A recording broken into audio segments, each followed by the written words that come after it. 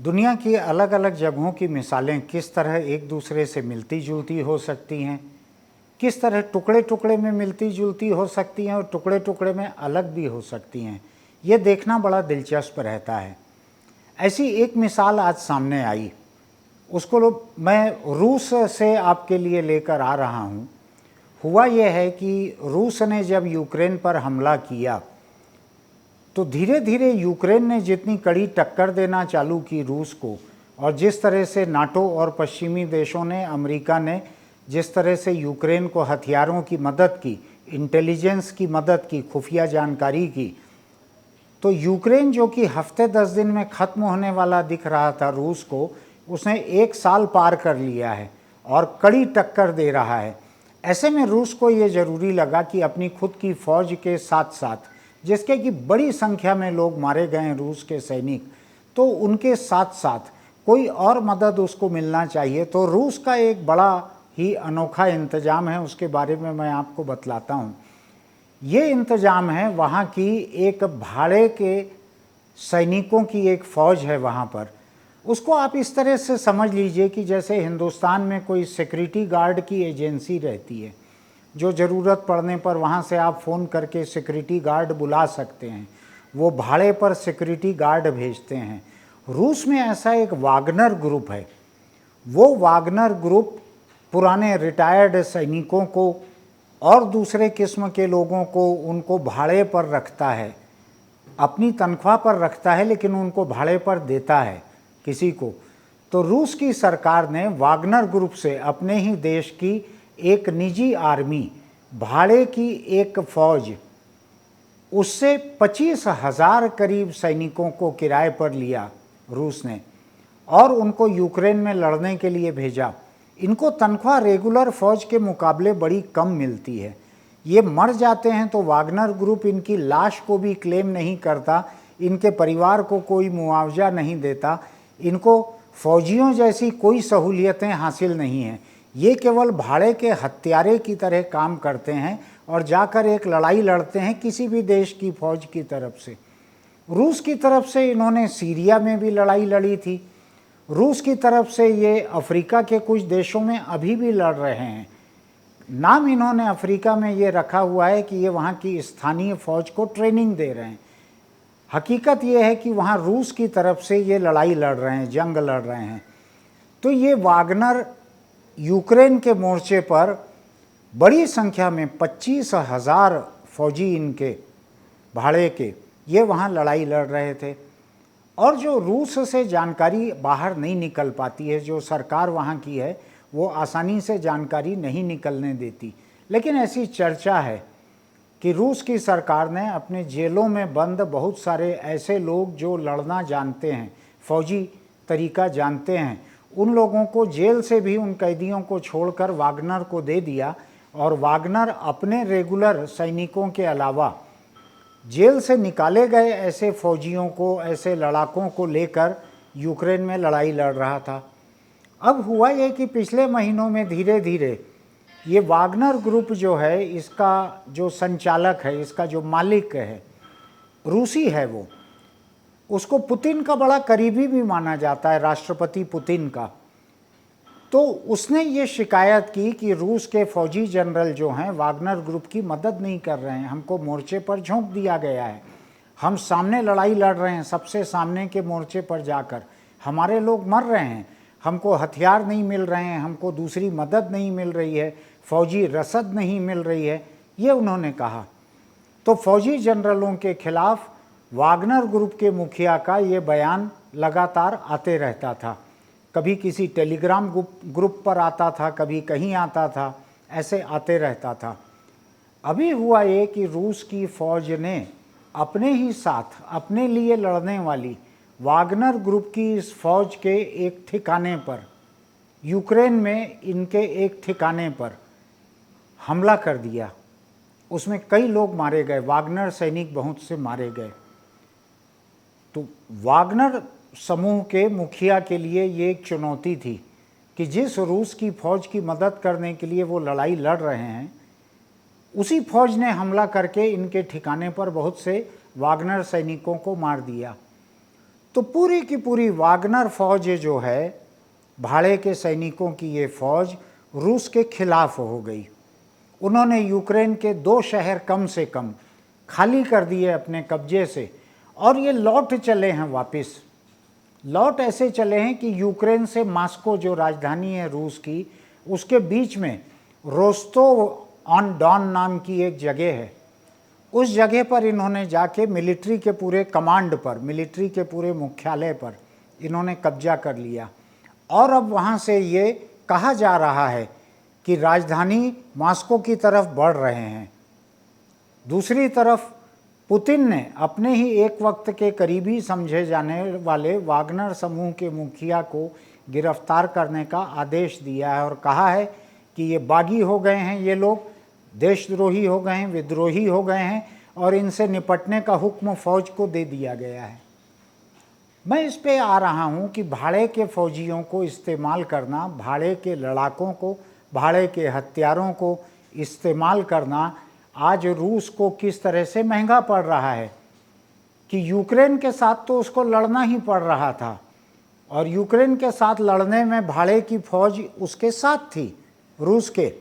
आज वो फौज यूक्रेन को छोड़कर रूस पर चढ़ बैठी है, मॉस्को की तरफ बढ़ रही है। मॉस्को में पूरी फौजी तैनाती की गई है कि सत्ता पलट ना हो जाए। रूस की जनता बेचैन भी बहुत है, ऐसा कहा जाता है, क्योंकि वो देख रहे हैं कि देश को जितनी दिक्कतें झेलनी पड़ रही है यूक्रेन पर हमले के बाद, इनको लेकर रूस की जनता बेचैन है, उसका एक हिस्सा बेचैन है। ऐसा माना जा रहा है कि ये बेचैन हिस्सा वागनर ग्रुप के साथ मिलकर कहीं रूस का, क्रेमलिन का सत्ता पलट न कर दे, कहीं पुतिन के खिलाफ बगावत न हो जाए, ऐसा एक खतरा वहाँ आ खड़ा हुआ है। अब मैं इस मामले के, रूस के वागनर ग्रुप के इस मामले को लेकर मैं थोड़ा सा दूसरी जगह जाता हूँ। किसी 1-2 जानकार लोगों से मैं बात कर रहा था, उन्होंने एक मामला मुझको याद दिलाया जो पूरी तरह से मेरा पढ़ा हुआ नहीं है, लेकिन एक जानकार का बताया हुआ है, इसलिए मैं उसको सच मानकर, सही मानकर आपके सामने रख रहा हूँ। कि भारत के बगल में जो नेपाल है, इस नेपाल में पहले जो माओवादी थे, जो हथियारबंद आंदोलनकारी थे, जिनको छत्तीसगढ़ में नक्सली कहा जाता है, ऐसे माओवादी नेपाल के जो थे, वो जब मूल धारा में आए राजनीति के और लड़कर उन्होंने चुनाव जीता, उनका मुखिया प्रचंड था, जिसकी अगुवाई में वहाँ पर सरकार बनी। उस वक्त प्रचंड ने बहुत कोशिश की थी कि जितने माओइस्ट लड़ाके वहाँ पर थे उनके, प्रचंड के, उन लोगों को किसी तरह से फौज में या किसी और आर्म्ड फोर्सेस में उनको शामिल कर लिया जाए, लेकिन संसद ने वहाँ इजाज़त नहीं दी। ऐसा मुझको पता लगा है, मैंने खुद नहीं पढ़ा है। अब मैं उसकी तुलना एक दूसरी फोर्स से कर रहा था। आपको छत्तीसगढ़ के बस्तर का मालूम होगा, नक्सल मोर्चा जो है वहाँ का, वहाँ पर पिछली सरकार ने, भाजपा की, रमन सिंह की सरकार ने वहाँ पर 2010 के और काफ़ी पहले, शायद 5-6 की बात रही होगी, उस वक्त वहाँ पर नक्सलियों से लड़ने के लिए आदिवासियों के एक समूह को खड़ा किया, जिसको कि कांग्रेस के बस्तर के सबसे बड़े नेता महेंद्र कर्मा का भी समर्थन था। तो एक किस्म से ये छत्तीसगढ़ में ये द्विदलीय या सर्वदलीय, क्योंकि 2 ही दल यहाँ मजबूत हैं, तो ये द्विदलीय या सर्वदलीय अभियान था ये सलवा जुडूम नाम का, जिसमें आदिवासियों को नक्सलियों के खिलाफ खड़ा किया गया था। उनको हथियार भी दिए गए थे आदिवासियों को, और वहाँ नक्सलियों से लड़ने के लिए उनको तैयार किया गया था। इसके खिलाफ ये बात आई थी कि दुनिया में किसी भी लोकतंत्र में आम नागरिकों को हथियार देकर किसी हथियार के मोर्चे पर लड़ने के लिए नहीं भेजा जाता। हिंदुस्तान में शायद 2 जगह ऐसा हुआ। एक कश्मीर में हुआ था, जहाँ एसपीओ बनाए गए थे, स्पेशल पुलिस ऑफिसर। एक बस्तर में हुआ था। बस्तर का आपको याद होगा, एसपीओ एसपीओ एसपीओ ये शब्द बार बार आता था। ये शब्द सलवा जुडूम के शायद कुछ समय बाद आया था। जो लोग सलवा जुडूम में शामिल थे उनको क्या दर्जा दिया जाए, उनके हाथ में हथियार कैसे दिए जाएं, तो उन लोगों को स्पेशल पुलिस ऑफिसर बनाकर उनके हाथ में हथियार दिए गए थे। ये पूरी तरह से पुलिस नहीं थे, इनको पुलिस की सहूलियतें नहीं थी, इनकी नौकरी, जिंदगी, मुआवजे की कोई गारंटी पुलिस जैसी नहीं थी, लेकिन ये हथियारबंद थे, इनको एसपीओ बनाया गया था और इन लोगों ने बड़े पैमाने पर जुल्म करने चालू किए बस्तर में आम आदिवासियों के साथ। इसके खिलाफ दिल्ली में एक प्राध्यापिका है नंदिनी सुंदर, जो बस्तर में बार बार आती रहती थी, बस्तर के मुद्दों को लेकर लगातार लिखती रहती थी। उन्होंने बस्तर पर एक किताब भी लिखी है। तो नंदिनी सुंदर ने देश के एक दूसरे लोकतांत्रिक चेतना वाले लेखक रामचंद्र गुहा और एक तीसरे व्यक्ति थे, कोई रिटायर्ड आईएएस शर्मा थे, मैं उनका पहला नाम भूल रहा हूँ, इन्होंने सुप्रीम कोर्ट में एक पिटीशन लगाई थी कि छत्तीसगढ़ सरकार जिस तरह से एसपीओ बनाकर उनको झोंक रही है नक्सल मोर्चे पर, तो एक तो वो खुद खतरे में पड़ रहे हैं, दूसरा वो गांव के लोगों पर जुल्म कर रहे हैं। बड़ी संख्या में हत्या, बड़ी संख्या में बलात्कार, बड़ी संख्या में आगजनी करना, गांव झोपड़ी जला देना, ये काम कर रहे थे। शायद 5 जुलाई 2011 की बात है, सुप्रीम कोर्ट ने एसपीओ के खिलाफ एक बड़ा साफ जजमेंट दिया। इस मामले में बड़ा साफ जजमेंट था। उन्होंने राज्य को कहा कि आप एसपीओ तुरंत भंग कीजिए, कोई एसपीओ नहीं रहेगा। दूसरी बात ये कि सलवा जुडूम हो, एसपीओ किसी भी शक्ल में इन एसपीओ को आप पुलिस में शामिल नहीं करेंगे, ऐसा। लेकिन इस बारे में मैं आपको कहूँ, इससे बेहतर यह है कि नंदिनी सुंदर जो पिटिशनर थी उस मामले में, उनसे मैंने अभी फ़ोन पे बात की है, उनकी इजाज़त से रिकॉर्ड की है। मैं आपको नंदिनी से मेरी बात सुनाता हूँ। नंदिनी से मेरा पुराना परिचय है, वो बस्तर के मोर्चे को लेकर लगातार सक्रिय रहती हैं, उनसे बातचीत मैंने रिकॉर्ड की है। मैं पहले उस बात को आपको सुनाता हूँ ताकि मुझको दोहराना ना पड़े। सुनिए आप। बस्तर में जो एसपीओ थे उनके खिलाफ आपने सुप्रीम कोर्ट में एक पिटीशन लगाई थी, उसमें आपके साथ 2 पिटिशनर और थे, तो उसमें आपका लॉजिक क्या था, आपका ग्राउंड क्या था? एक्चुअली हमारी जो पिटिशन थी वो कई भागों में थी। एक था ह्यूमन राइट्स वायलेशंस जो हो रहे थे, गांव जलाए जा रहे थे, लोग को सरासर मार दिया जा रहा था और महिलाओं की बलात्कार हो रही थी। तो उन सब को इन्वेस्टिगेट करना, लोगों को कॉम्पनसेशन देना और जिसने भी ये किया है वो उनको प्रोसिक्यूट करना। दूसरी भाग थी कि कई रिपोर्ट्स आ रहे थे कि जो सरकार बिना कोई कानून बनाए लोगों को हथियार बांट रही थी। उनमें से उनको एसपीओ का पद दे रहे थे और 1500 रुपए, शुरुआत में 1500 रुपए पर माह और बंदूक बांट के उनको बोल रही थी कि जाके आप नक्सलियों के खिलाफ लड़ो। तो हमारा जो पिटिशन में हमने इसके खिलाफ नोट किया कि आप जनता को बंदूक नहीं बांट सकते। अगर आपको नक्सलियों के खिलाफ लड़ना है तो कानून के अंदर ट्रेन्ड फोर्सेस के साथ रूल्स को ऑब्जर्व करके लड़ना पड़ेगा। ऐसे मतलब जनता को सशस्त्र बना के नहीं हो सकता। और एसपीओ 2 तरीके के थे। एक तो कुछ तो उनमें से अंडर एज थे, वो जैसे 14-16 साल के बच्चे को भी एसपीओ बना के उनको हथियार दे रहे थे।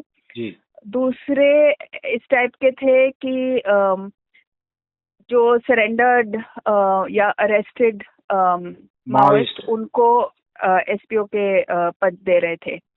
तो हमने बोला कि ये आप मतलब ये क्या कानून है कि आप उनको जबरदस्ती अरेस्ट कर रहे हैं और फिर बोल रहे हैं कि आपके खिलाफ कुछ नहीं करेंगे अगर आप हमारी तरफ आ जाएंगे।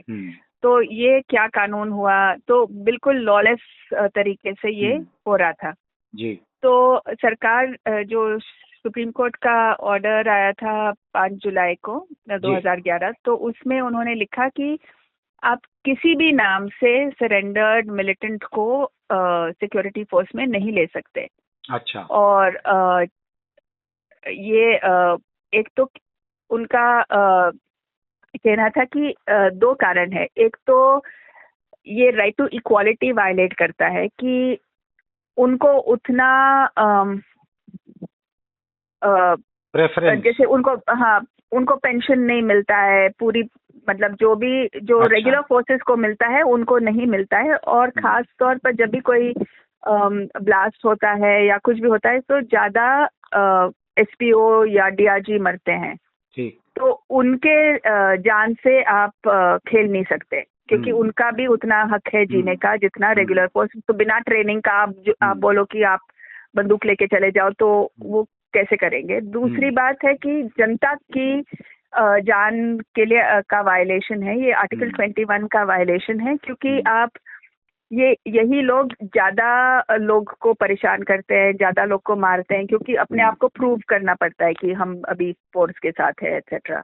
और they were not properly trained also. हाँ, not properly trained and motivated by feelings of revenge. तो उन्होंने खास बोला कि क्योंकि सरेंडर्ड नक्सलाइट्स को या तो अपने आप को दिखाना है कि अभी हम सरकार की तरफ है, या तो उनको रिवेंज की तरफ से लोग मोटिवेट होते हैं। तो ये बहुत खतरनाक है और ये कोई पुलिसिंग का बेसिस नहीं हो सकता। तो आर्टिकल 14 और आर्टिकल 21 का वायलेशन कह के उनको किसी भी नाम से आप SPO, DRG, armed auxiliary force, सहायक आरक्षक, किसी भी नाम से आप सरेंडर्ड मिलिटेंट्स को नहीं रख सकते। ठीक, लेकिन अभी मेरी जानकारी ये है कि उन लोगों को अपॉइंट किया जा रहा है सरेंडर्ड नक्सल्स को। बिल्कुल, बहुत अपॉइंट किया जा रहा है डीआरजी के नाम से, और वही डीआरजी सबसे लोग को परेशान करते हैं, गांव में जाके प्रिटेंड करते हैं कि हम लोग नक्सली है, और फिर मतलब लोग को लूटते हैं। लोग मतलब जो भी हमें ह्यूमन राइट्स वायलेशंस के रिपोर्ट आए हैं ज्यादातर वो डीआरजी की तरफ से है। अभी मेरी बात हो रही थी एक दूसरे जानकार से, उनका नाम लेना ठीक नहीं है, मैंने उनसे पूछा नहीं है। उन्होंने मुझको याद दिलाया कि जब नेपाल में माओइस्ट चुनाव जीत कर आए और प्रचंड ने बहुत कोशिश की कि उनका जो काडर था, माओइस्ट काडर, उन लोगों को वहां की आर्मी में किसी और फोर्स में एब्जॉर्व कर लिया जाए, लेकिन पार्लियामेंट ने किसी तरह से वो परमिशन नहीं दी और वो एक को भी एब्जॉर्व नहीं कर पाए कहीं। जी, एक्चुअली ये कई देशों में ये प्रोसेस चला है कि जो आर्मी है जो मिलिटेंट्स की, तो उनको किसी तरह अब्सॉर्ब किया जाए। तो एक्चुअली कुछ लैटिन अमेरिकन स्टेट्स में ऐसा कुछ हुआ है, बस ज्यादातर नहीं हुआ है। और एक्चुअली यही प्रोसेस होनी चाहिए कि लोग को रिहेबिलिटेट करना चाहिए, उनको किसी और नौकरी में जगह देनी चाहिए, बजाय उसी फ्रंट पे उनको दोबारा लाने के जहां उनका वेस्टेड इंटरेस्ट है, रिवेंज है, कुछ भी है। हाँ, या उनका मतलब उनको भी ज्यादातर जैसे लैटिन अमेरिका में जो आर्मीज शाइनिंग पाथ या एल साल्वाडोर में या कोलंबिया में, क्योंकि लोग क्यों लड़ते हैं, मतलब ज्यादातर आदिवासी लोग, वहां भी आदिवासी लोग हैं जो अपने जमीन के लिए लड़ रहे हैं, या तो क्या जिंदगी भर लड़ते ही रहेंगे। उनके लिए और कोई नौकरी नहीं है कि आप उनको पढ़ाएं और कुछ दूसरा जमीन दे या कुछ और नौकरी दे ताकि वो शांति की जिंदगी जी सके। नंदिनी, मैं आपसे इसलिए पूछ रहा था कि आज हम लोग बैठकर अभी सब्जेक्ट डिस्कस कर रहे थे, तो जो रशिया की तरफ से वागनर ग्रुप यूक्रेन में जाके लड़ रहा है, दुनिया के बहुत सारे देशों में लड़ रहा है, जो मर्सिनरी ग्रुप है, तो हम लोग एक पैरेलल ड्रॉ करने की कोशिश कर रहे थे कि वहां भी जेल से बहुत सारे क्रिमिनल्स को निकाल के वागनर को दे दिया गया है। वो लोग वागनर की तरफ से लड़ रहे थे और कल से लेके अभी तक वो लोग रशियन गवर्नमेंट के ही खिलाफ हो गए हैं। वो रशियन मिलिट्री एस्टेब्लिशमेंट को कैप्चर कर रहे हैं। तो हम लोग सोच रहे थे कि क्या ये कुछ एसपीओ जैसा या हायर्ड मर्सिनरी जैसा ये मामला है क्या या नहीं है, उसको सोचने की कोशिश कर रहे थे, इसलिए मैंने आपको फोन लगाया था। जी, एक्चुअली जो आर्म्ड फोर्सेस है, चाहे पैरामिलिट्री हो, मिलिट्री हो, उनकी ट्रेनिंग, उनकी डिसिप्लिन बहुत ही जरूरी है। और ये जो पैरामिलिट्री फोर्सेस होते हैं या एसपीओ, डीआरजी जैसे आप फोर्स बनाते हैं, तो उनके ऊपर कोई डिसिप्लिन इतना लागू नहीं होता। तो हमने भी देखा कि 2012 में जब सीबीआई गई थी ताडमेटला के केस को इन्वेस्टिगेट करने, तो उस समय एसपीओ ने सीबीआई टीम के ऊपर हमला किया, उनको कमरे में बंद किया, उनके ऊपर मतलब फायरिंग की। तो सरकार को हमेशा अपने ही खड़े किए हुए गैर कानूनी फोर्स से डर होता है। वही जो ये वागनर ग्रुप, आपने खुद ही मर्सनरी मतलब खड़े किया और अब आपके ऊपर मतलब आ रहा है। बिल्कुल बिल्कुल सही आपने कहा, यही हो रहा है। आप मुझको दूसरा बतलाइए, आप तो बस्तर को ऑब्जर्व करती हैं, चाहे दूर बैठ कर रही हैं। ये एसपीओ का मामला, डीआरजी का मामला, ये अभी पिछले 2-4 साल में आपको क्या सुनाई पड़ रहा है बस्तर से? मुझे वही सुनाई पड़ रहा है कि डीआरजी अभी भी मतलब कुछ लोग तो ऐसे नौकरी के लिए आते हैं, पर कुछ लोग बहुत ही अभी भी खतरनाक है। और जो पहले डीआरजी ने जैसे महिलाओं का बलात्कार किया या सीआरपीएफ ने किया, या तो किसी को सजा नहीं मिली है। ये सरकार आई थी बोलते हुए कि हम लोग मतलब इंक्वायरी करेंगे, और आप सोचिए कल अगले हफ्ते 28 तारीख को सरकेगुड़ा का एनिवर्सरी हो रहा है, जिसमें 17 लोग मारे गए थे। उसमें इंक्वायरी कमीशन भी बैठी थी, उसका रिपोर्ट भी आया था। अब सरकार क्या कर रहा है? कुछ भी नहीं।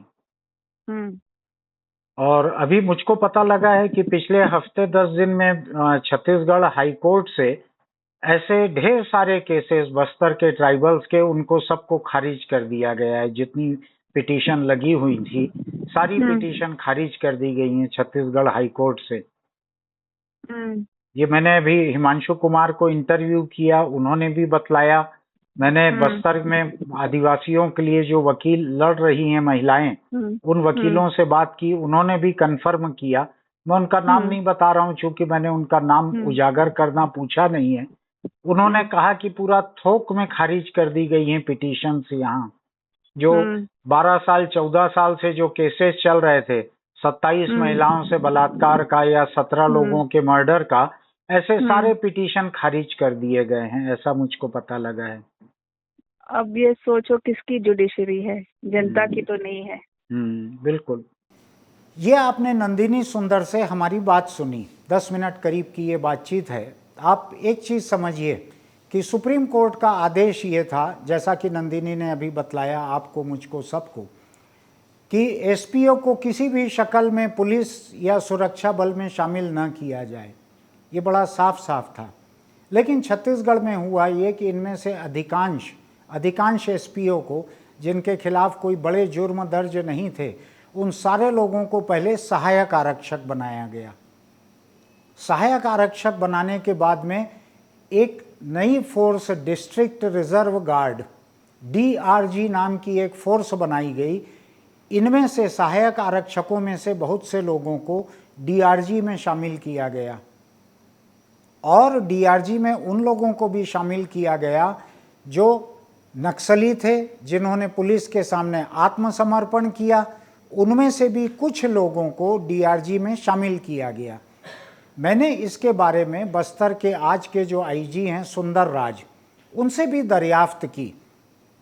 उन्होंने मुझको ये बतलाया कि जो एसपीओ थे, उनमें से स्क्रीनिंग के बाद लोगों को सहायक आरक्षक बनाया गया था, और जब ये डीआरजी बनाई गई, डिस्ट्रिक्ट रिजर्व गार्ड, तो इसमें उन सहायक आरक्षकों में से भी लोगों को लिया गया। इसमें आत्मसमर्पण करने वाले नक्सलियों में से उन लोगों को लिया गया जो पुलिस को अपने काम के दिख रहे थे, यानी नक्सल मोर्चे पर लड़ने के लिए पुलिस के काम आ सकते थे, ऐसे लोगों को लिया गया। दूसरा, इसमें सीधी भर्ती भी की गई डीआरजी में। लेकिन इसके बाद ये उनसे सुंदर से मालूम करने के बाद मैं फिर नंदिनी सुंदर से मैंने बात की। उनको कहा कि पुलिस से मुझको ऐसा पता लगा है। उन्होंने कहा कि सुप्रीम कोर्ट का आदेश बिल्कुल साफ था कि जो एसपीओ जो हैं इनको किसी भी फोर्स में किसी भी शक्ल में न लिया जाए। इनको अगर कहीं पर लेना है तो इनको ट्रैफिक पुलिस में या दूसरी जगह कहीं पे लिया जाए, नक्सल मोर्चे पर इनका कोई उपयोग नहीं किया जाए। ये बात बेकसूर आदिवासी ग्रामीणों के लिए भी ठीक थी, ये बात खुद एसपीओ के लिए भी ठीक थी, क्योंकि इनकी कोई ट्रेनिंग नहीं हुई है पुलिस की। नक्सल मोर्चे पर लड़ने की इनकी ट्रेनिंग नहीं हुई है। कुल 2 या 3 महीने की ट्रेनिंग देके इनको AK-47 जैसे खतरनाक गंभीर हथियार दे दिए जाते हैं, उससे ये खुद भी खतरे में पड़ते हैं। दूसरा, ये पुलिस में लंबे समय तक रहने के लिए इनकी नौकरी नहीं है। इनको रिटायरमेंट की कोई गारंटी नहीं है, इनको लंबी नौकरी की कोई गारंटी नहीं है। नतीजा ये होता है कि ऐसे एसपीओ से सहायक आरक्षक या डीआरजी में पहुंचे हुए लोग, इनके पास कोई मोटिवेशन नहीं रहता है, इनके लिए बहुत प्रेरणा की बात नहीं रहती है कि वो अगर जान पर खेलकर नक्सल मोर्चे पर लड़ेंगे तो उससे उनके परिवार को पेंशन मिलेगी, गुजर जाएंगे तो कोई अनुकंपा नियुक्ति परिवार को मिल जाएगी जैसा कि पुलिस में मिलती है, ऐसी कोई गारंटी नहीं रहती। तो मैंने नंदिनी से फिर पूछा कि क्या ये मामला कुछ कुछ आपको उस तरह का दिख रहा है जिस तरह से कि फौज में अभी अग्निरक्षक भर्ती किए जा रहे हैं जिनकी कुछ 4 साल के बाद में कोई गारंटी नहीं रहेगी। तो नंदिनी ने कहा कि हाँ, ये उसी तरह का मामला लग रहा है जैसा कि अग्निरक्षकों का होने वाला है, कि कुल 4 साल के लिए हैं, आगे के भविष्य का कोई ठिकाना नहीं है, उनके पास कोई मोटिवेशन नहीं रहेगा। तो कुल मिलाकर ये है, जितनी बात मैंने उनकी रिकॉर्ड की है, जो उनसे उससे परे बात हुई है, कुल मिलाकर ये है कि जहाँ कहीं आप एक प्राइवेट आर्मी रखते हैं, जहाँ कहीं निजी लोगों को बिना ट्रेनिंग के, बिना रेगुलर सर्विस में रखे हुए आप बंदूकें देकर इस्तेमाल करते हैं, चाहे वो रूस का वागनर ग्रुप रहे, चाहे लैटिन अमेरिका के कुछ और देशों में इसी तरह की विजिलेंट ग्रुप कहते हैं या ऐसी प्राइवेट आर्मी कहते हैं वो रहे, चाहे बस्तर और कश्मीर में इस किस्म के एसपीओ रहें, एसपीओ से बने हुए डीआरजी रहें, जहाँ कहीं जो फौजी, जो सैनिक, जो पुलिस वाले, हथियारबंद लोग अगर वो रेगुलर नहीं हैं तो उनके पास कोई रेगुलर मोटिवेशन नहीं होता। इसका खतरा रूस आज झेल रहा है। जब कल तक उसके भाड़े की जो फौज थी उसके 25,000 लोग आज रूस के राष्ट्रपति भवन की तरफ बढ़ रहे हैं, वो टैंक लेकर बढ़ रहे हैं, वो हथियार लेकर बढ़ रहे हैं। उन्होंने रास्ते के फौजी मुख्यालयों पे कब्जा कर लिया है और शहरों को कब्जा कर रहे हैं, और यूक्रेन के जिन शहरों को कब्जा किया था उनको छोड़ दिया उन्होंने यूक्रेन के लिए।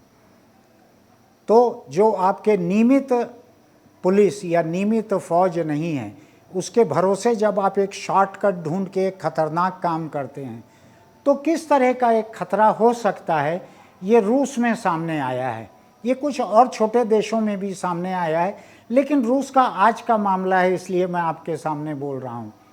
कल के दिन जो डीआरजी, जिसके लोगों को अभी नियमित नहीं किया गया है, या जो सहायक आरक्षक जिनको नियमित नहीं किया गया है, लेकिन बिना पूरी ट्रेनिंग के, बिना रिटायरमेंट बेनिफिट के इनको बड़े बड़े हथियार देकर नक्सल मोर्चे पर खड़ा किया गया है। नंदिनी सुंदर का कहना है कि ये सुप्रीम कोर्ट के आदेश के ठीक खिलाफ है।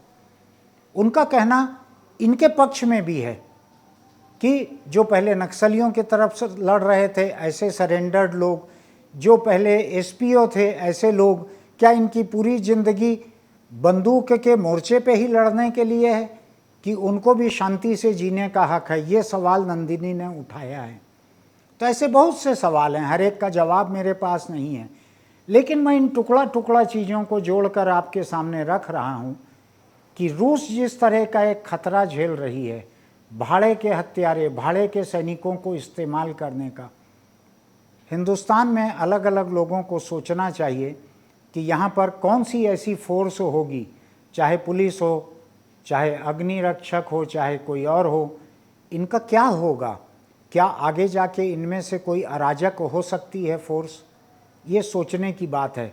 इनका सीधा सीधा रिश्ता आपको नहीं दिखेगा, लेकिन एक दूसरे से सबक लेके लोगों को सीखना चाहिए, इसलिए मैं इन बातों को जोड़कर आपके सामने रख रहा हूँ। कल फिर किसी खबर को लेकर आपसे मिलूँगा। आपको अगर हमारा ये कार्यक्रम अच्छा लगता है तो आप नोटिफिकेशन की बटन दबाइए, सब्सक्राइब कीजिए और किसी और खबर को लेकर मैं फिर आपके सामने रहूँगा।